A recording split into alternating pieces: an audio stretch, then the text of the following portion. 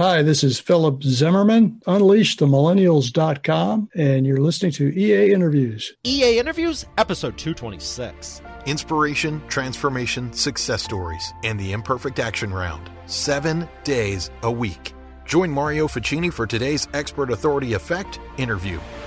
What is going on in the world? What's going on with this generation? What's going on with the next generation? Business has changed fundamentally over the years. I mean, now more than ever, we're online, but there's still business offline, and leadership values have changed. So what do we do? What do we do? That's why I'm excited to have author and speaker Phillip Zimmerman on the show, talking about unleashing the millennials and developing the leadership of the next generation. I'm going to bring him up right after we thank our sponsor. Every business needs a book, including yours. Visit freebusinessbookpublishingcourse.com today to learn the 7 steps to publish and promote your nonfiction lead and profit-generating business book in 8 weeks. Once again, that's freebusinessbookpublishingcourse.com. Here he is, ladies and gentlemen, Phillip Zimmerman. Phillip, how are you feeling today? Hi, I'm doing fantastic, Mario, and yourself? I'm feeling great, and I love what you're speaking on because so many people think, I hear it from the boomer generation that the millennials are all over the place, and the millennials think that the boomers are just whatever. They're too radically different, this and that. And I don't believe either of those to be true. And I want to know your take on it. What's happening with leadership through the decades, and how is it fundamentally different than it used to be? I'd love to address that with you, and we will get into that as this discussion continues. So tell me what inspired you to write your book in the first place. I was doing a doctoral leadership program for an Institute of Leadership I was developing for a high school I was teaching at. And I encountered in literature review information about the millennial generation, which was very shocking to me. I was teaching them in the high school seniors, and they were having very difficulty entering the workforce, and they were being vilified by their boomer employers, and they themselves hated what they were doing and continued to search for other jobs. When I saw that, I was also concurrently taking a coaching program as part of this doctoral program I was in, or organizational leadership. And I decided to take what I was learning in the classroom, take what I was learning in my studies, and actually opening a coaching practice to help my business associates that I used to work with when I was in business before I got into education, and help them guide their millennial talent to actually take over their companies. That's the main focus, is that help them, one, communicate with their millennial talent, and 2, prepare them to take over their companies. So that's kind of why I started the business. And what have you found has been the biggest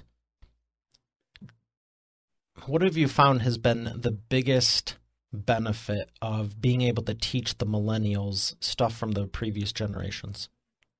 I think the biggest benefit is really to recognize that the differences between millennials and boomers is a very real difference. It is significantly different. Now, how big of a difference in what ways would you say? We're all human, and we all want the same thing. Millennials and boomers really all want the same thing. So when the millennials say they want, work-life balance, flex time, great benefits, you ask a boomer, they want those same things, except we never knew we could ask for it. So we never did. We just put our head down and did what we were needed to do to keep a job. And when the millennials came to the workforce asking for those things up front, it offended a lot of boomers.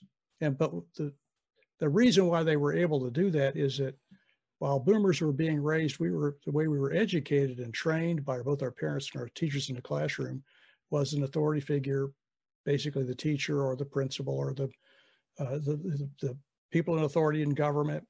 And there was a lot of respect that you had of these authority figures, and a fear that you had from these authority figures of punishment for getting out of line. And the millennials were really educated in a much different environment. The teacher in the classroom was not the expert. The resources available on the internet and through other sources were really where the experts were. The teacher became a facilitator of information. So there was this understanding by millennials that we work together to gain information, disparate parts of information. We put it together as in a team and move forward. And so when they entered the workforce, the idea of flex time and boomers assumed you're at work when you're at your station, right? Work occurs at a particular location at a particular time. Millennials were raised that work occurs wherever you are. It could be in a coffee shop. It could be at home. In my book, I have a part of a chapter devoted to this of the millennials got it right. And one of the parts I had in the book was the millennials wanted this opportunity to do flex work and work from home, remote working. We're now calling it remote working. And the pandemic forced that. And the biggest, because I try to tell my boomer employers that I work with, that it really is possible for them to go and work wherever they want, and you won't lose productivity. And that's the one thing that all of my boomer friends and businesses that I work with have expressed, is that while they've allowed these remote workers to go as a result of the pandemic, and now they're working remotely, they have not seen a loss in productivity, and they were shocked.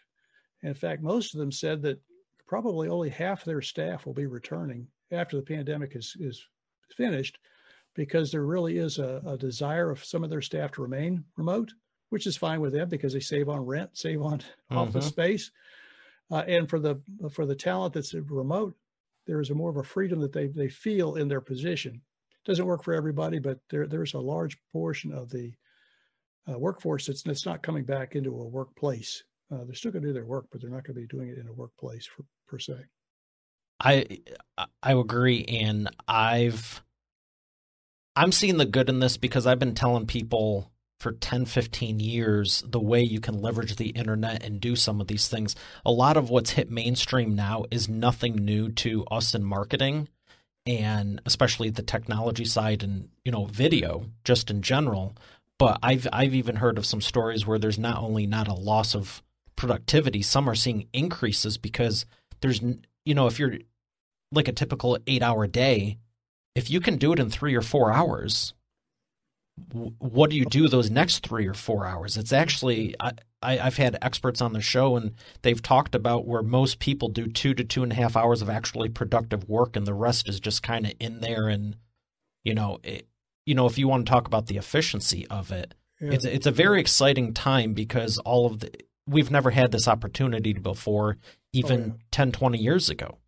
So what are you seeing as far as the boomers are they more adjusting to it now, or is it because they're open-minded, or is it because out of necessity?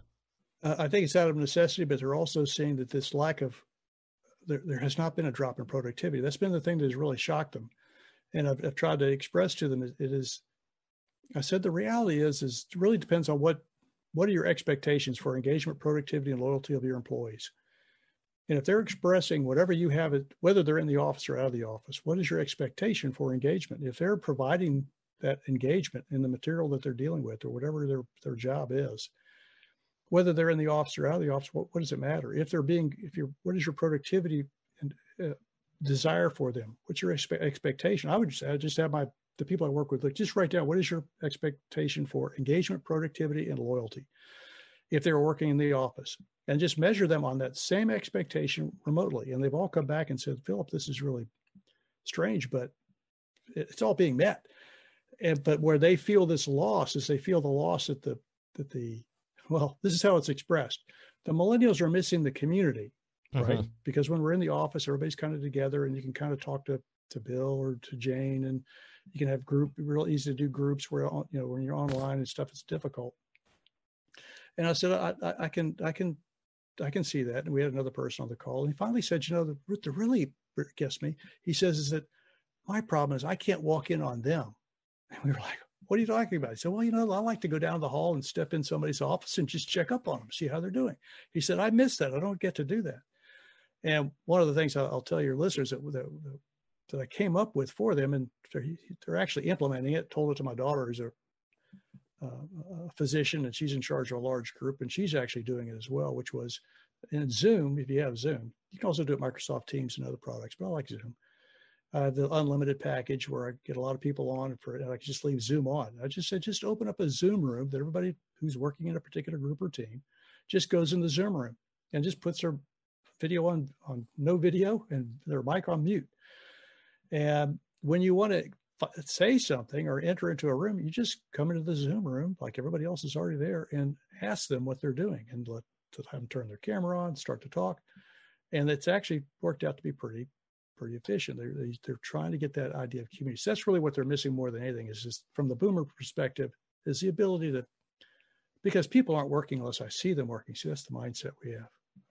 I'm a boomer and I was raised in that mindset, and I can tell you it's a very real mindset. But in regards to this idea of millennial, who they are, is just, when I said that they're different and you said, how are they different? Let me just briefly share with you very quickly what has happened. And this is what you're seeing in the streets really all over the country, of all this political foment, but really the rioting in the streets and the idea of socialism and all this kind of stuff coming into our common vernacular right now in the media, really in our country, is a result of who the millennials really are. They were raised in a totally postmodern culture. I won't go into all the details of it, but modern philosophy, which is all boomers are raised into this idea of what's called modern philosophy, part of Western philosophy, ended in 1947 after World War II. And the seat of modern philosophy at that time was in Germany and in France. And of course, those were both decimated by World War II. And nobody really picked up because all the philosophers were either killed or dispersed. And so nobody really picked up and said, well, we need to continue modern philosophy. And so this idea of postmodern, after modern philosophy entered in, which is really an anti-philosophy. And just the difference between the two is pretty stark. For the boomers are raised that there is something called truth, and there is a right way to live. So there is a truth and there's a right way to live. Millennials were totally raised in a culture that said there is no such thing as truth, and there is no wrong way to live. So that difference, there is a right way to live versus there is no wrong way to live, it doesn't sound like it's that different, but it's hugely different. There's a big difference. So that's a philosophical difference. It has to do with truth and justice. What is true and what is justice? And so this whole idea of social justice reform and everything else, and the reason why boomers are pushing back against it is because we have a sense of what justice is and we have a sense of what truth is. For the millennial generation, this is just generically, not necessarily each person in the millennial generation, but on a broad basis, they don't really have an understanding of something being true, right? They have their own truth, but there's something universal. They don't have that concept. And because of that, they have no universal concept of justice. Justice is whatever I get. I discovered that in the classroom. That's what got me started in doing the leadership program and everything else, was discovering the idea of, I had a student tell me one day after getting caught cheating, plagiarizing on an assignment, that it was okay to lie as long as you didn't get caught, it didn't hurt anybody else, and you got what you wanted. And I said I couldn't believe that. So I asked my classes that I was teaching, and I asked, how many of you believe this, that it's okay to lie as long as you don't get caught, it doesn't hurt anybody else, and you get what you were after? And virtually, I think I taught 87 students that day. 84 of the 87 students raised their hand. And I was this is not right. And how long ago was this? And what was the median age? It was seniors in high school, so they were 17, 18 years old. And this was 6 years ago. And that's what prompted me really into studying the generation and developing a leadership program, because I knew that type of thinking was way off from what. And so what I thought to myself was, when these people enter the workforce, and if their ideas for justice, and it has to do with the idea of both truth and justice, if justice is getting whatever they want, as long as they don't get caught, and it doesn't hurt anybody else, what does justice mean in the workplace? So does justice mean that when they, they're trying to make a friend at another company, and to make a friend in another company, you rip off your own company? There's all kinds of issues, ethical issues that come into play. And so I was trying to find out what was the basis of that. And then that's an age change. That's a philosophical age change. The second one that went along with it, and so you get these two ages together, and it's just what's causing all this that's happening. And we will see a significant change globally in the next 15 to 20 years. You wouldn't recognize the next 15 to 20 years today if you were to see it, because the change is going to be global. Good or bad? Where are we going with this? Well, it just depends. It really just depends. You're just saying you don't know the outcome. You're just saying there's going to be a major shift one way or another. And it could either be good or it could be bad. I mean, you look at, in other words, we don't know how the Egyptians built the pyramids. We do see the pyramids out there, right? We have no idea how they built them, especially the Great Pyramid. I mean, if you went on the line and just Google what the unique things about the Great Pyramid in Giza are, you'd be shocked by what it is. It's actually oriented to true north, not magnetic north. It's the exact center of landmass on the Earth. It takes into account of the idea of pi, and there's all kinds of stuff associated. There's stars it's lined up with. How'd they do that? 3,500 years ago, 4,000 years ago when they built that thing. Well, we had no idea how they did that. So where did that technology go? Where did that understanding go? And we're entering a time right now where I think that's going to occur in the next 15 to 20 years. We're going to enter a time where will we still use computers? Will we even know what they are? Will we know what a textbook is? Or will we, they're talking about anyway, it's, I'll expand on that briefly in a moment, but the reason for that is that we had 3 other changes, and this has to do with going from an industrial age model of our business to what's called the connected age model of our business, and it impacts 3 areas. One is the economy, how we make and buy things, or how we buy things, money, exchange money, and the economics. We used to buy and sell local, now it's all global, and done on the internet, which brings in. And I'll even say this: it used to be with money. I mean, now you got people doing Bitcoin and electronic currency. My estimate is that if depends on who the president is after this election, I'll be decided sometime within the next week, hopefully within the next week.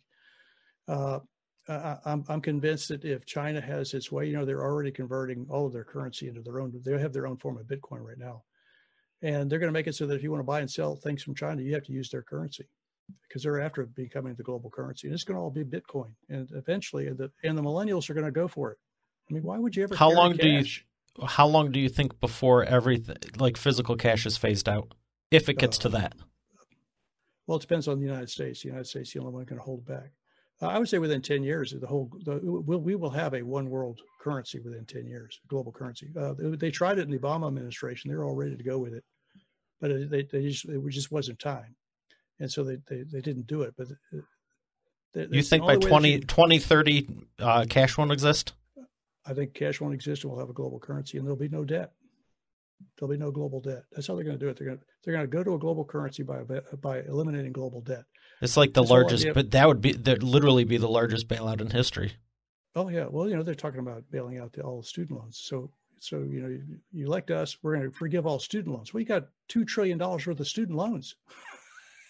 How do you just forgive $2 trillion worth of student loans? It's the same way. I mean, you have, it's kind of off topic, but it is really part of the topic, because this is what millennials are having to deal with. This is the whole thing that I wrote. So let me pause you right here, because I saw you holding back on what you were saying, and I'm sure you saw me smiling. If you want to go there, feel free. I actually want to, and I want to dive deeper with the pyramids. Say whatever you want, because this is fascinating, and I think it's what everyone's thinking. My show, mine is at least, if you want to say it, I'm giving you permission right now. Yeah. Feel free. Okay. Whatever you're comfortable with. I was like, how do I ask? But, I mean, we're already 80% of the way there. We might as well just... I'd want to know the pyramids. When you brought that up, I'm like, okay, this is fascinating, because from what I recall, just on that real quick, they were using slave labor, and they were building it up and doing one row at a time. And never happened. Okay, so what was it then? How did they? Oh, but no one knows. I mean, they have some people think it was levitation. They were using levitation devices from extraterrestrials. I mean, there's all kinds of theories out there. And then same thing, like you were talking about the mathematics on all that stuff. When you said, where did it all go? That's a fascinating question. Where did it all go? I mean, because you have all the hieroglyphics written in the pyramids, which are not giving an indication how they actually did it. I mean, otherwise you would think that they would put all that into the pyramids, right? So they have all this religious stuff in the pyramids, but they don't really say how they actually put all this stuff together, who actually built this thing. And that's the evidence we have in the world That's something. Then you go to the Mayans, right? Mayans are pyramid builders. They've got a timekeeping system, the Mayan clock, famous Mayan clock. We were all supposed to end in 2007 or something like that. But they have a clock that is kept by a calendar with rocks, right? They turn these rocks, and it's the most accurate timekeeping device known to man until the atomic clock was invented, like in 1953 or something like that. It was more accurate than anything other than an atomic clock. Where did they get that? I just have to throw this out here. The whole daylight saving time concept. There was this stuff thousands of years ago, and the best we can do is twice a year say, we can't get it accurate, so just change all the clocks back. That's like arbitrarily after this interview being like, I don't like what time it is, I'm going to change it. Right. And so what you have is you have two different cultures separated by great oceans or whatever, the Mayan Indians in South America or Mexico, and you have the Egyptians in the pyramids in Egypt. And yet both of them, the people disappeared. While the Egyptians didn't disappear, they remained. Their technology disappeared. However they did it. Same thing with the Mayans. The Mayans just walked off in the woods. And so I say in my book is, are we still going to remember what computers are by 2040? Or will we even live in our cities anymore? Right. Because of what's coming, this change that's coming with AI and with, oh my gosh, there's some very scary things coming and some very exciting things coming. With the studies that they're currently. Let me finish this other part because it all ties into this part before we get to where it's going.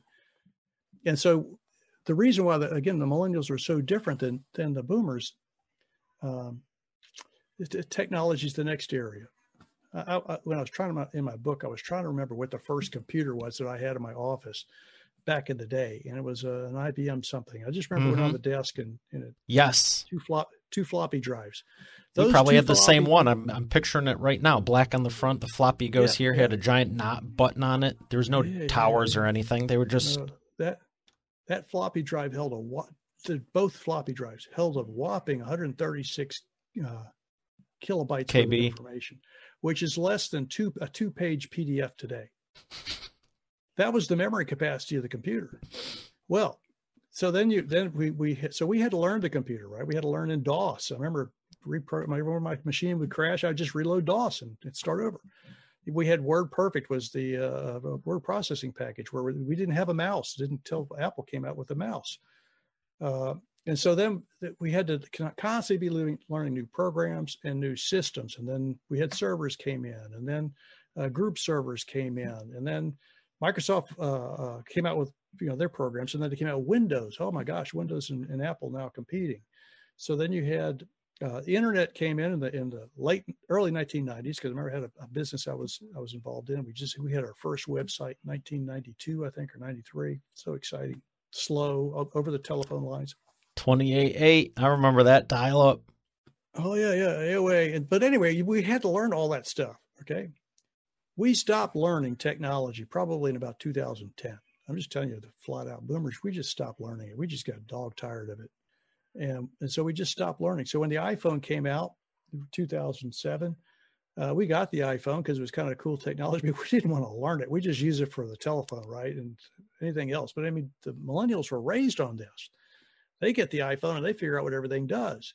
So we have a generation in the workplace that's in charge of everything, that is tired of technology. They refuse to even acknowledge what technology does, and they have a workforce that's totally digitally native. And that's where this big disconnect's coming in, because boomers can't admit that they are unwilling to learn what they need to learn unless they're forced to technologically to make their business advance. And at the same time, they're holding back their millennial talent who has all the wherewithal technologically to take their business to unbelievable places if they would just be given the opportunity. But the boomers are just kind of holding out till retirement. At 2025, probably about 95% of the boomers will be retired or hit age 65. The last of them hit age 65 in 2027. Right now, the 50% of the workforce is millennial. By 2025, globally, 75% of the workforce is going to be millennial. So they're going to do what they want to do. We're going to want to do because they're going to be in charge of it all. So we just have 5 short years left. But that technology was the second piece. And the third piece was the reason why they're different. And this whole idea of the industrialization of the connected age is education. How were millennials taught? Millennials were taught I would say 180 degrees differently than boomers were taught in the classroom. Boomers were taught rows and columns. You had a teacher at the front. You did your own work. You kept your eyes on your own paper. If you got caught cheating, you got a 0. No cooperation amongst the students unless you had teacher approval. For the millennials, it's totally the opposite. Teacher's a facilitator. The resources are on the internet. You share, share, share. Well, what about Bobby? He never does all his work. Well, if Bobby doesn't want to do any work and you have him on your team and you let him do that, well, that's your thing. But as far as the teacher's concerned, Bobby's just part of the team. So that they have to learn on the team who's going to work and who's not going to work. Believe me, millennials know when they get into your workforce who the workers are and who aren't the workers. And who they recognize a lot of the workers, who the workers are not, are the boomers. They're recognizing that pretty quick, that the boomers aren't really doing anything. They're kind of telling everybody else what to do, but they have no idea. Even though they're in the leadership and authority position. Oh, yeah. And so now I can see how that would be offensive if you're being insubordinate and just blatantly not listening. But it's an interesting dynamic with and I'm thinking of even when I was in groups and schools and stuff, and there's always the overachieve. I don't even like that word, overachiever. It's like, so if you do anything that's required, you're now an overachiever because everyone out the bar is so low. Anyway, there's always the people who want to do more. There's the people who are kind of just there, and then you have people trying to do the least. But so they're just totally cool with it. Now, let me ask you this: are they as cool in the workforce with it as they are in the classroom? Oh yeah. In fact, what a lot of times so it's the habit and the culture, not that there's more on the line for it. Yeah, it's just how they were raised, educated. I mean, boomers always had the clown in the classroom. Everybody's got the clown in the classroom, right? The millennials have the clown in the classroom. A lot of times, I've heard of that person. Is actually the smartest person in the class, and they're just bored because they're going at such a slow pace. Yep. Because they learned this stuff 2 years ago, and they're having to repeat it. And so they're bored, and they're stuck in the classroom for 8 hours, and so they have to be there for 8 hours. I'm glad this is getting recording. When they get in a group environment, and they're able to actually do what they know how to do. Oh my gosh, it's unbelievable. So you'll find when you put a millennial team together. So how I present this so anyway, you have a philosophical age change, you have a business model age change. Those two combined together is what's I call it a millennium change cycle that's coming. And this is global. This has happened globally. It's going to change everything as soon as the millennials get in charge, and Gen Z behind them is the only thing that's going to keep the millennials in line. We can talk about that a little bit, but because the millennials have some pretty strict, they're some pretty crazy ideas, and rightly so. So as they enter the workforce, what I'm trying to do is help employers and unleash their millennial talent. And I call it and save the world, because the reality is that they're going to be the ones who are going to make very difficult decisions in the next 5 years on what to do with technology, especially when AI comes into the workforce. So I tell my boomer friends, I say, okay, this is what you do. You find a problem that you're working on in your business. It doesn't have to be necessarily your top priority, but I would make it, if you could, your top priority problem that you just haven't been able to solve. Bring your top 3 millennials in your office and explain to them exactly what it is that you're trying to accomplish and how you envision accomplishing it. And then give them the task to come up with something. Give them 3 or 4 days to come up with something. And inevitably within a day and a half or 2 days, they will come back with a solution that you weren't expecting. And more often than not, they'll actually have an app on their phone so one of the persons in their group developed a dummy app, although they're trying to hook it up because it works so well, right? To show you what you can do. And the reality is the issues that boomers see today of whatever it is that they're trying to accomplish, whether it's in marketing or developing client relationships or mining a data mine full of material of data. How do we even approach this data? I got reams full of data. I don't even know how to approach it. They not only know how to approach it, they know the tools to use to approach it, and they know how to assimilate the tools that is being used with internet devices to put it on the internet through a mobile device. Run it through some OCR so you can use it digitally instead of having to go through boxes. Yeah. So what I tell the boomers is that this is the time to do your institutional knowledge transfer. You've got guys that are 58 to 65 years old walking around your office that have a wealth full of not just knowledge about your company, but how business is operated. get them with your millennial talent and start them downloading what they know about your business and business in general in an organized fashion, and let the millennials start to run the company. And you'd be amazed at what will happen. And the boomers are typically, well, they're going to kick me out the door. I said, no, they're not going to kick you out the door unless you don't do anything. I mean, if you're dead weight, you should kick yourself out of the door. But the idea is that you have now provided them institutional knowledge that they're now going to innovate, and you get to be part of the sharing of the excitement of actually seeing something done with it.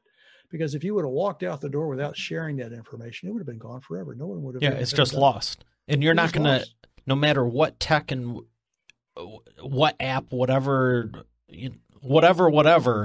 you're not going to get 20, 30 years of knowledge and experience without 20, 30 years of knowledge and experience. And I think that's what's lost. As much as I love the tech, I would not trade it in a second for the relationships, the people, and all that. And I feel if you don't have that, which is the glue, I think it's great.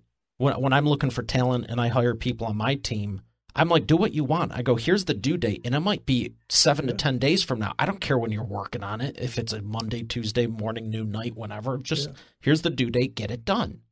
And I love giving that flexibility and that freedom because I enjoy it myself. But at the same point, writing algorithms and scripts and all this while it's needed, you're still going to have the sales front, the interfacing, the relationships, whether it's on Zoom or in person. So I get what you're saying with the excitement, but it's also scary because you might just, if you have that mindset where you can take from anyone and there's no consequences, you're going to not even get through the door, let alone be in a lawsuit or self-implode the whole thing. However, if you know the constraints to work within and you truly believe it, I mean, you could tell anyone the framework or whatever, but if they just feel, well, I'm smarter than you and they have this arrogant air about them, you can still, you might get through for a few years, but you'll eventually collapse it 10 years down the line. You do need to know the new ways to do stuff, though. You can't. I mean, I had clients even 10 years ago, and I asked them. I go, how many basic marketing question when we're running a campaign? I go, how many clients do you have? How long have they been with you? Where are the results come? Just baseline the whole thing. He goes, and I'll never forget. He goes, I got 30 years of names, emails, phone. He had no email list. Basic 101. Yeah, if you don't have an email list, you're toast. And this is 10 years ago. He goes, I got 30 years of all the data on all the customers. I go, can you send me a password to the database so we can look through it? And he's like, what database? I go, when he said I have all the emails, I'm thinking, well, in a system, because anything else is just absurd. And he goes, they're all in a box in the back. I go, okay, well, forget everything else for step we were going to discuss today. Here's our goal for this week, because I coach on a weekly basis, step one week, move to week 2 and everything. Don't want to overwhelm anyone. But I was like, Terry's going to hate me. You're going to love me in about 30 to 60 days from now. And I go, we need to get all that crap off paper and put it into where we can do stuff with it. And his assistant, Terry, and she's great. She literally had to go through and 30 years of paperwork and then get all the emails from the paper, put them into the system. I go, we can't do anything if it's in a box at literally your office. But once it's online, the world's your new marketplace. Oh, yeah. So if you don't know those soft skills, I think is what people call them, or even hard skills, whatever. If you don't have that competency, you're toast. However, if you're just going to act like – it's more dangerous to have the wrong mentality. I'll leave it with that. It's the best way I can surmise it. The thing that was both in the literature and I've experienced personally with just telling people how to test this out. So my first question when we meet with a boomer client, we haven't met before, I said, when was the last time a new millennial employee walked into your office? And of course, they're a manager and an owner, typically business owners. I said, when was the last time a millennial, brand new on the job, walked into your office and asked you what you were doing? And almost to the person, they all start laughing and they'll say well, it just happened last week, or what was that all about? They just start going all these stories of these people just walking in their office wondering who are they and what are they working on? And I said that and that comes from the idea of teamwork, and the millennials were not taught. They were taught to always go to the best source for information. So you don't waste your time with the teacher. You go out on the internet and find the expert. Well, you're the expert in the company, so they're coming right to you to find out from the expert himself what they're working on, which will give them an idea of, do they want to work with this company or not, to be quite honest with you. And so I said that's what's happening. And the next question, once they find out what you're working on, they're going to ask you, why are you doing that? And I said, typically then they'll also ask that same question when you give them something to do. You say, here's a go fill out this permit application, or here's a marketing plan. I want you to go write something on this marketing plan. The first question they're going to ask is why. And you're like, well, because I said so. Well, no. Like, why are we doing it? Well, because the clients asked us to do it. We have the job, and I'm telling you to do it. That's why. No. And so then they typically go back to their desk, and they're really frustrated because you didn't listen to them, right? You didn't answer their question. Their question why has nothing to do with what we think why is. I'm saying from a boomer perspective, and a lot of Xers as well. The why question has nothing to do with why that needs to be done. They know why it needs to be done. They know you have a job, and this is what the job entails. They want to know what's the fundamental underlying reason for this being done at all, much less why you're doing it. They know why you're doing it, but why is this even a task at all? And then next question, once they get that answer, then they're going to say, well, how are you doing it? And then you're going to say, well, you go fill out the paperwork, you go on this program, and here's the data that you enter. They say, no. How are you doing it? And so then again, the manager gets very frustrated with them. They're not asking how, they know how to do it. They've been taught how to do it. What they're asking is, how are you doing it? In other words, what is it? Here's the why, and how are you accomplishing the why? Because what they're looking for is the absolute fundamental reason for something to be done. I'll give you a permit application as an example, cut it short. Why do we have to do this water permit application? Well, they passed something called the Clean Water Act in 1972. And ever since then, we've had to fill out these permit applications. Well, why did they pass the Clean Water Act? Well, there was some pollution in some river bodies that were making people sick. And so they were afraid that industry was polluting and farm lands pollute and that kind of stuff. Oh, that's interesting. Why was that happening? Well, because we're fertilizing, industry's making stuff. It just keeps on, the why keeps on going until you finally get to the idea of protecting the environment and human health. They go, oh, that's why you're doing it. We're doing a water permit to protect human health and the environment from something that happened in 1972. Well, this is 2020, almost 2021. What has changed in the last 50 years? That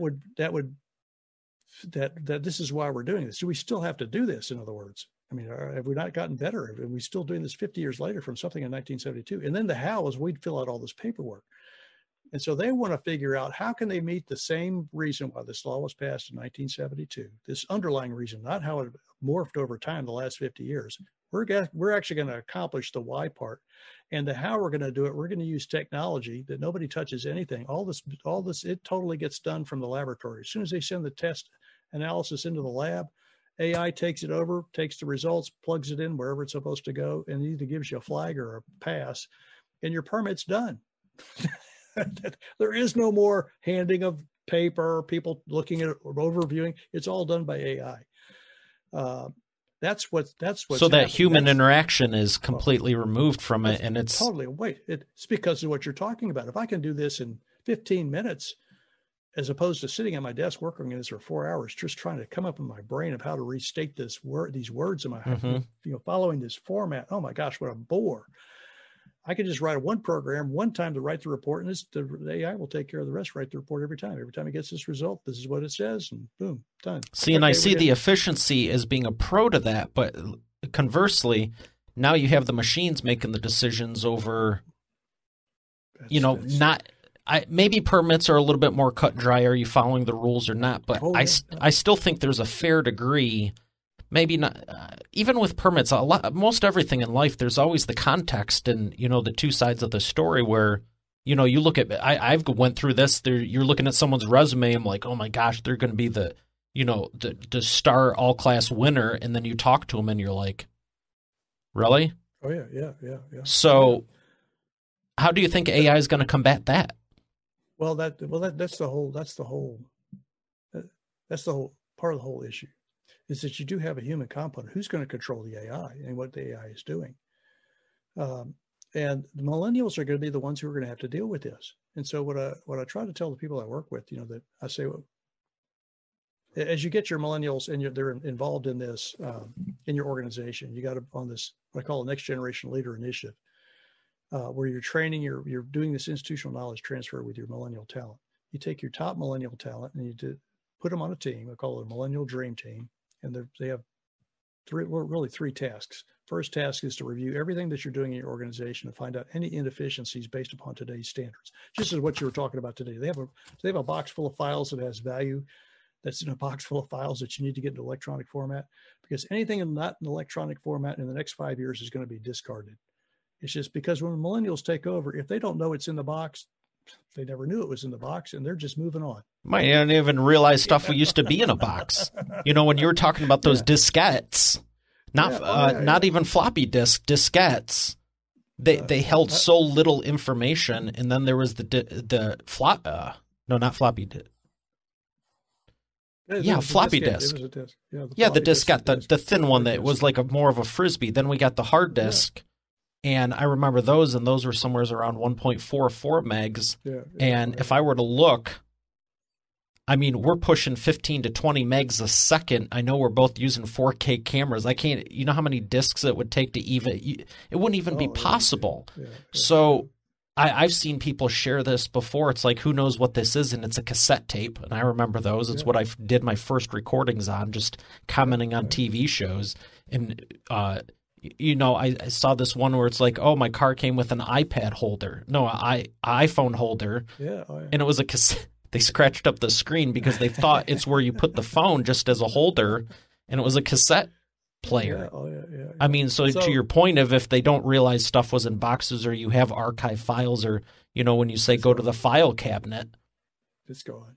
What drive is it on? No, the physical one that you spend hundreds and thousands of dollars for, and probably even have a room at the office where you just kept files. It's kind of weird even thinking about it, but I'm familiar with it. So it's all changing. So then that's part of when they come to take over. When they get into a leadership position, if they don't know about it, they're not going to deal with it. So the information is just lost. So that's the first thing, is to have them go through the company and find out, talking to people, what's really important that you want to keep. And make sure that you put systems in place to archive that and put that digitally somehow into your system. The next thing they do is they look at what they're currently doing and how can they do what they're doing better with technology. How can technology make what you're currently doing? I'll use permitting as an example. How can we use technology to help us do our permitting better? And so they come back to the executive team and they say, this is where we can improve our technology. This is where our technology is old. We need to upgrade our technology. And this is the technology that's coming sooner on the horizon. We need to put some money in the bank because when this becomes available, we need to implement it. So that's the second thing they do. Those two things will take them probably 2 months for the first one, another 2 months for the second one. Then you start, because those are the two easy ones. And then you got to go with the hard one, which is to take this, now that they've proven themselves and proven to you that they know what they're doing and they know your company, right? They know your old data and what needs to be done with it. They know how you're currently doing what you're doing and what needs to be done with it. You give them the next task, which is take what we're doing, find out the fundamental why we're doing it, and invent the disruptor business that will put us out of business. How could we possibly do the same thing we're doing and meet the need, whatever the need is that we're trying to meet, in a different way that will put us out of business? And allow them to develop the disruptor, because the disruptor is coming, because the millennial talent is working on a disruptor, even though they're not necessarily working in your organization. Somebody's always trying to think of a better way to do something. And as soon as they find out that you're making money doing what you're doing and they come up with a better way to do it, they're not going to be, no hesitancy to start it and get some financial backing. And suddenly you find yourself up against a wall, not being able to compete. And so the idea of developing this disruptor is to recognize what's coming so you can build into your own organization a sustainability plan, a resiliency plan if this disruptor does in fact happen to manifest itself, and actually a transition plan if in fact they come up with a disruptor that actually works, right? And if this ever got out, we'd be out of business, is to go ahead and launch the disruptor while you're still in business, recognizing that because then you have the corner on the market instead of the competition. Yeah. And what you're saying about getting the financial backing, I think it's easier now more than ever. There's so many angel investors in online this and people who have been doing it 20, 30 years with the advent, at 40 now, with the advent of computers and just, Silicon Valley startups and all that, the culture of it. I mean, 50, 100 years, well, 50 isn't that far, but 75, 80 years ago, I mean, can you imagine in the, come on, math, 20, 60, 1930s, 1940s? Well, the Depression was going on, so there was definitely no one just handing out money, but you know what I mean? The culture, even in that generation, shifted from, where would you even get a loan short of being Ford or Rockefeller or, having millions in personal income to begin with, that they know you were good for it. So I think it's kind of exciting how people can take over, and like you're saying, the millennials, there's all these opportunities, but I think it's so important that, the core values, whether it's an advanced society or not, it's all going to come back down to those leadership principles. If you don't have good core values, it's not going to work. And that's what in this Next Generation Leader Initiative, the idea being what part of what you want to teach is the core values of the organization. So you take your top millennial talent, including you want to do this with all your millennial talent, and in fact, your entire talent base, because we're all postmodern in some way, no matter your age. It's not your vision statement. It's not your mission statement. Those things are, because most people aren't living up to their mission or their vision because they were developed 40 years ago or 30 years ago or 20 years ago. And the millennials might have read them, but they say they're not doing it. And so it doesn't bode well for you. But everybody's got core values that were also developed during this time when mission and vision was coming out, this idea of values. Because I tell them that they would have their executive team actually define what each of those core values are: excellence, integrity, people. We value our people. What does that mean by definition, and what does it look like by example? That the executive team has to come up with this. And then to start teaching your talent, this is what we mean by excellence. This is what we mean by valuing our people. And if you don't see this demonstrated within our company, excellence and valuing our people and whatever else the core values are, then we want to know about it. So it lets the talent know that there is an expectation for meeting a standard, and that standard is the core value, versus saying, lying, cheating, stealing, whatever.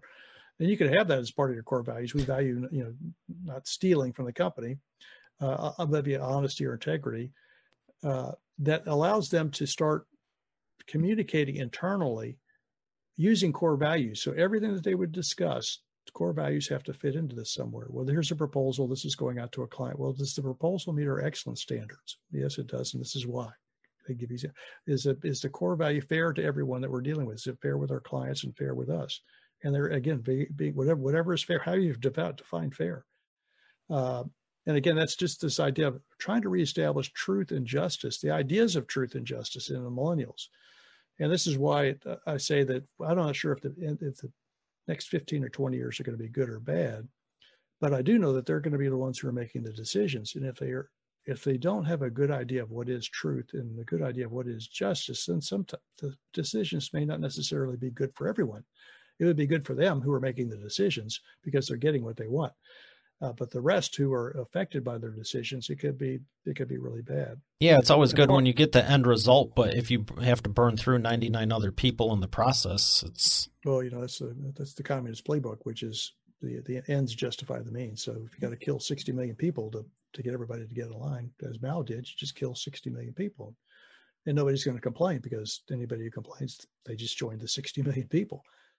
So people we can do some pretty bad things, and the technologies that is coming out can allow that to happen very rapidly.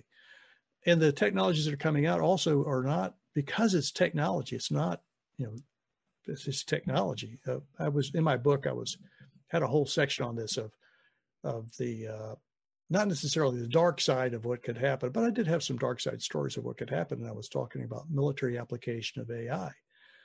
And I just gave 2 or 3 examples in the book, and my editor that was reading my book called me up and said, "Philip, you have to take these sections out." And I said, "Why?" Yeah, why? I said, "They're not graphic or anything." She said, "They scared me to death." She said, "I literally had to stop reading the book." And she said, I couldn't even do whatever I was doing the rest of the night, just thinking about what I said. I didn't write about the bad stuff. I mean, just go to YouTube. This stuff's available on YouTube. It's all over the place. And she said, I don't want to even think about that. She said, you're going to scare your readers to death. I said, and so I took it out because I don't want to scare the readers to death. Well, now I'm curious what it is, and it's like it's a fine line. I mean, even what you say in an interview or something, I was thinking about this more now than ever. It's like, what would you really rather have? Be completely, the whole ignorance is bliss and, everything's great because, I never saw it coming, or at least go, here's the reality now. If we don't do something 10 or 20 years from now, it would be exponentially worse. Yeah. I mean, it's that whole boil a frog thing. Yeah. Just slowly turn it up, and when did this happen? Well, we know our president has a way with words, and he's boastful at times. But when he says our military has things that are unbelievable, believe me, we have things that the Chinese and the Russians are dying to get because it's unbelievable. Just go on the internet, look up AI, military application of AI, and you'll get a lot of results of what's actually available. But that's just one area. The whole idea of what is the mind and what is the brain, and part of what the millennials are after. Because remember, part of this discussion is what is the why and what is the how. Millennials are going to be the first generation to unlock the Pandora's box, which has been kept by the academic elite in our colleges and universities. And you're not talking about the podcasting station Pandora or the music station either. No. This is the academic elite in the universities globally in the scientific community have been withholding the discoveries over the last 100 years in science and mathematics and applied physics. Now they've been using them, but they've been withholding them from the public of what the implications of what they have discovered are. And they've continued to teach students an outdated 1880s or 1790s to 1890s, that 100-year worldview or perspective of the discoveries in science from that 1890 perspective as opposed to a 2020 perspective.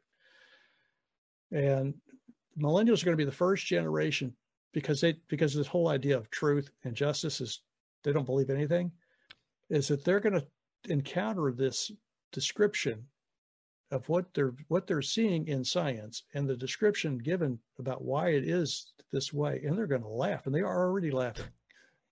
They're just cracking up saying, "This, are you kidding me? The genetic code, which is the odds of the genetic code coming into existence by random mutation is impossible. In fact, the scientists have already said it's impossible. I've had several said that. That's where the founder of DNA said it was an alien transplant. They call it panspermia.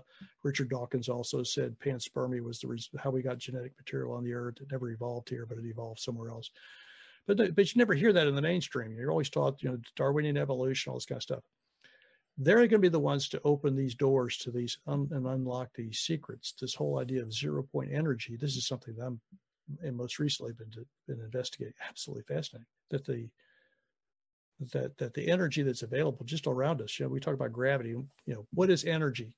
No one knows what energy is. We know what energy does, and we can describe it, but no one knows really what it is. No one knows what gravity is. We can describe its function. What we have mathematical principles. You don't want to be testing it, but we don't know. We don't really know what it is and how it works. But the forces. But they do know that there's this at the most subatomic physics level. There is this thing that they're discovering that these entities, charges, come into existence and go out of existence. It's like, well, where did they go when they disappear? Because they're right here, and now they're not there. And then they're back here again, and then they're not here. That's what they call this area of 0-point energy, where this energy is going in and out. This flux of energy is coming in and out of existence. And if you can figure out a way to harness that energy, that's the energy that's running the entire universe. And they are coming up with ways to harness this. And so that's the stuff that millennials are going to get hold of. And they're going to investigate it. They're going to say, why are we going to keep this secret? We could solve the energy crisis, right? Mm-hmm. Same thing with global debt. I like to tell my millennial kids and their friends that I'm part of the boomer generation that just lied to you about everything, right? We lied to you that you can have it all. You know, we lied to you that evolution was real. We didn't know any different. That's what we were taught. So we just continued to lie. You know, we lied to you that we live in a closed system universe where, you know, these things can't happen because it violates one of the laws of entropy or whatever, that, you know, energies need to be created or destroyed. Unless you have an open system where the energy is coming from somewhere else, it's not being created or destroyed. It's still there. You know, anyway, they're going to throw all those things off and start to really discover some pretty amazing things. And that's what I'm saying. We're not going to. So I'm hearing a lot of the next 15, 20 years is going to be very exciting and fun because, you know, you've mentioned some things that I've even thought about, whether it was in school or after or whatever. And, you know, the pyramids, like I said, when you mentioned it, were just, you know, what was the deal with those? And I've heard probably 3 to 5 different stories on it. And it would be cool to have a definitive, all right, here's, you know, the whole thing with Pluto. I grew up, you know, Pluto was a planet. Now it's not. I'm like, no. Same thing with like the park near my house, that it was one name for like 100 years and then they changed it to something else, and none of us acknowledge it. But it's like on a deeper level, there's just some person creating the names and the stories that everyone else just believes in the narrative. But at the end of the day, it's still just a person doing it. What's the main cause of it? Because it might be science fact or it might be science fiction. It's, you know, why is Einsteinium called Einsteinium? Well, because of Einstein. Right. It's a, you know, that we were talking about we talked about finances earlier, and that this is another biggie. It's just, you know, the boomers and millennials want the same thing. We absolutely want the exact same thing. They're just going to do it, right? The boomers haven't been able to do it because we don't have the authority, or we haven't given ourselves the authority. I give this example on global finances.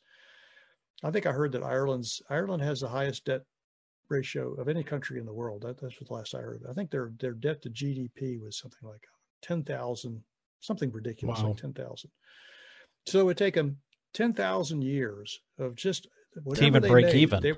They're going to pay their debt with whatever they made for the next 10,000 years, and that doesn't include the interest on the debt. That's just to pay off the debt. They're never going to catch up. That's the whole idea. So you have these countries in the world. There's many more of them. They're never going to catch up on their debt. Portugal's another one. They're always going into default. How come we haven't heard about them going into default lately? Well, because the World Bank's working with them and all this kind of stuff, holding up their debt. Yeah, when you mentioned the Bitcoin and they're just going to reset everything, it's like, they're just going to reset everything. They're going to go to the World Bank and they're going to get over with all the big banks in the world. Say, look, we're going to have a reset party. Everybody goes back to zero, and it all goes to Bitcoin.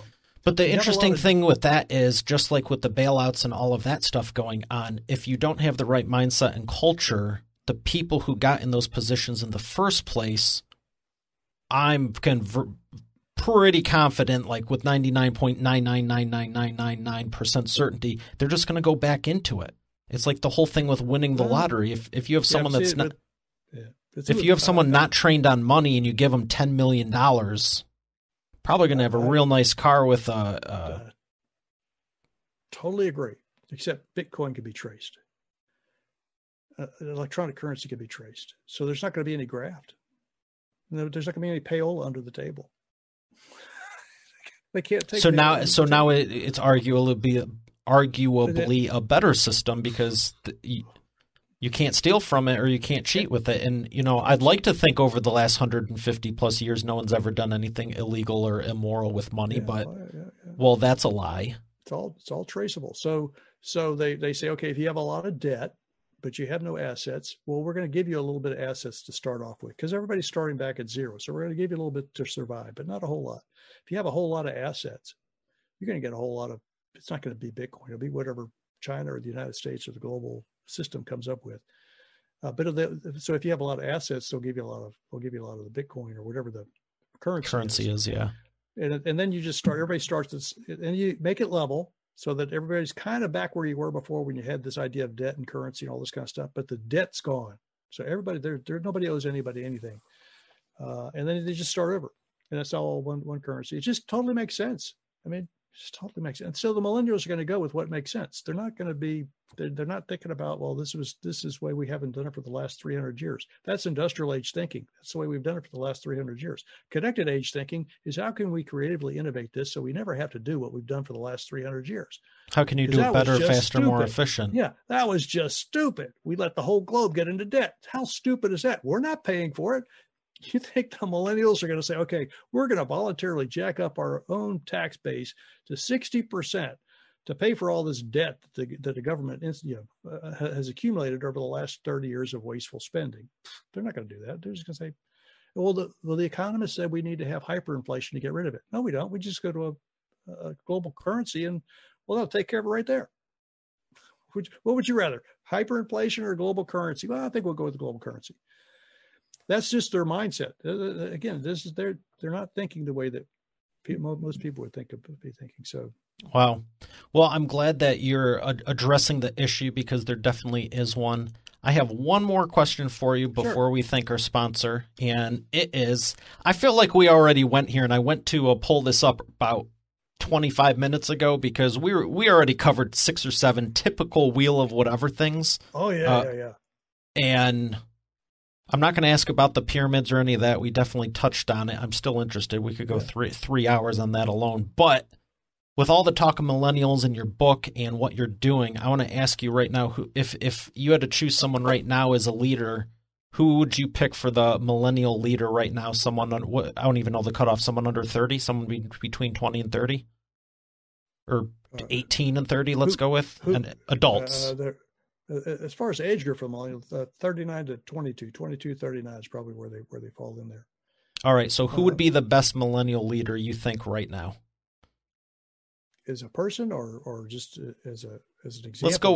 Let's go with like CEO or I mean, if you want to say prime minister, go for it. But like a CEO or someone to run a governor, state, business. Who really impresses you as a millennial leader right now?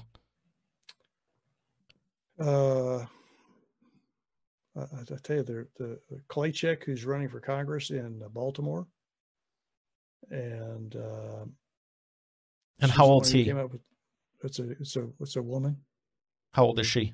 She's African American. She's the one that put out the pretty crazy commercial to run for Congress. So she's probably, I would say, between 29 and 32. That'd be my guess. Okay. She has, and the reason why I say that she would be one of those examples because she has totally put herself out there in a politically. You have to be bold. In a non-politically correct position, and she's stating the truth. She's stating the facts and putting it all out there and letting the chips fall wherever they lie. And that's really what you want to find in your millennial leaders is someone who will be truthful and honest with what they're seeing, not what you're expecting them to see or what you're hoping that they see, but they really communicate back to you what they really are seeing and why this is unacceptable. We're not going to accept this anymore. Within your own organization, that's the hardest, and that's why they have to be. It's difficult, because you don't want to give up control of your organization. The reality is you're losing control of your organization, even if you still own it in as little as 5 years when the millennials take over, and either they're going to quit and go somewhere else, or they're going to take over your company. Is to allow them to take over your company. So find that person within your organization that tells it straight and has a good head on the shoulders and seems to be a responsible individual, and then approach them with the very simple question, which is, what do they want to do with their career path? Where is their career path? They see their career path taking them, and then make sure they got that ambition to be around another 5 or 10 years. Yeah. If we gave you the opportunity to accomplish that in our organization, what would that look like for you? What position would you see? Because they're not really position oriented more than anything. Those titles, while they like titles, but they're really not into titles. But you can say you can use a title of what position you would really like to see yourself in our organization. Where would the top position be? And allow them to say where they think that their top position would be. And if you see them actually at a higher level, you've got to always be careful of Peter principle, which is, you're always promoting somebody higher than they really capable of achieving at that current time. Try to avoid that, but also encourage them that if there's something that you think they can actually reach higher, is to let them know that they could reach higher. Don't hold them back. Yeah, don't hold them back. And I'm going to help you get there. Right there. Right, I'm going to help you get there. We're starting today. And they will take others with them. So you elevate one, and then they'll take others with them, and your whole company will change for the better, for the future. The last part of that, I'll just share a quick story with you. Meeting with one of my boomer friends who gave me an awesome opportunity with his organization, and he didn't really want to do what I was offering. But we were friends, and so we had good conversations. He called me back a year and a half later and said, "Okay, we got to go do this today." I said, "Well, why is it so necessary?" He said, "You got to do it today." And so we started that day, and we built up something pretty phenomenally with the organization. This is the story behind it. He said, "I went to a sales meeting," and he's early 60s, and said, "I sat with the oldest person in the room, for the client was 35 years old, and he had 4 direct reports sitting with him in the room, and the oldest one of those was probably 29. And he said, these are the people who are giving us this work." And he said, while I could talk to them, he said, I couldn't relate to them, and they couldn't relate to me. And he said he came to realize that if he doesn't get somebody 35 years old in front of that client, within the next 6 months, they're going to lose that client. Because the millennials are going to give work to people that they know and trust, and the people that they know and trust are typically their age, and they have a wariness about boomers. They like boomers were their parents, but are we good for them in business? They're not necessarily so sure. It's just as we're not necessarily so sure about them, right? That it runs both ways. I think everyone has something of value. And like I said, there's a lot of wisdom. You can't get 20. I remember one of my first clients, the one that I've had over 10 years now. I remember I go, "When did you start your company?" And this was just at the table. We were talking in person. And it was really to just close on a deal and help them. And I'll never forget, he started his company the year I was born. Yeah. And I was in my young 20s at the time, and I said, "Well, I've been doing business more than half my life," which is true. I think I would have been like 24 at the time, in like some 6 months. 24 and some change. I started my first company when I was 12, and so it was fun to say I've been doing business more than half my life. And he's like, "Half of what?" And there was that dichotomy. It was fun to joke around about it, but the reality is I have the utmost respect for people that, you've had a business longer than I've been alive. Why wouldn't you? Why wouldn't I want to learn from someone like that? Not just be like, "Oh, you're old and outdated." I think that's... Yeah. Whatever. Well, there is the idea of valued respect. But if you think about it, when did you start your company? 12 years old. I started my first company when I was 28, multimillionaire at age 32. If you look at anybody who's done anything of significance in the world, they're typically between the ages of 18 and 32. Look at all the artists, all the music that you listen to today. I mean, every once in a while you'll listen to an oldie but goodie. They're still around. The Spinners are still around. They're 70 years old. But when they first came out with their music, they were in their teens and early 20s. Same thing. You have these early 20s to early 30s in talent in your company that they are in their highest level of engagement, productivity, and loyalty. Yeah, the ambition and the creativity is through the roof. Gosh, unbelievable. It's just to let them go. Let them do what they know how to do before they go out and start their own company and compete with you. Yeah, that's exactly right. Like I started my own company and competed with the people that I work for. Yeah, like you were saying earlier, it's like whoever's the boredest in the classroom, it's like let them run wild. Yeah. But I'll say that with a caveat of you need to understand, respect, and I'd say love people. Otherwise, it's like we could go off on that. But we're going to thank the sponsor and come back for the imperfect action round. You've heard me say every business needs a book, including yours. And it's true. And that's why you should visit freebusinessbookpublishingcourse.com today to learn the 7 steps to publish and promote your nonfiction lead and profit-generating business book in 8 weeks. But you know what?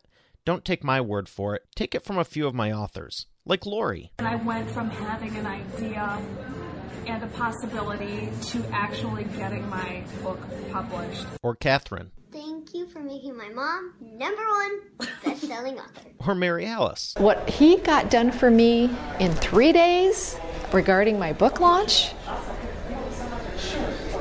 unmanageable. John Cody. I've worked with Mario over the phone and online, and he's been very helpful in getting me where I needed to go with promoting my books. Rocio. There's no way in the world I would have been able to do this with somebody else. I've attempted it in the past. It didn't serve me. As a matter of fact, I ended up more frustrated than anything. So this has been a very seamless process. Adele. If you're looking for an amazing business coach, I highly recommend Mario Ficini. Or Bill Benner. I can't make a higher recommendation than to work with Mario Ficini. He has been great for me, and right now I won't work with anybody else except for Mario. Hey, their words, not mine.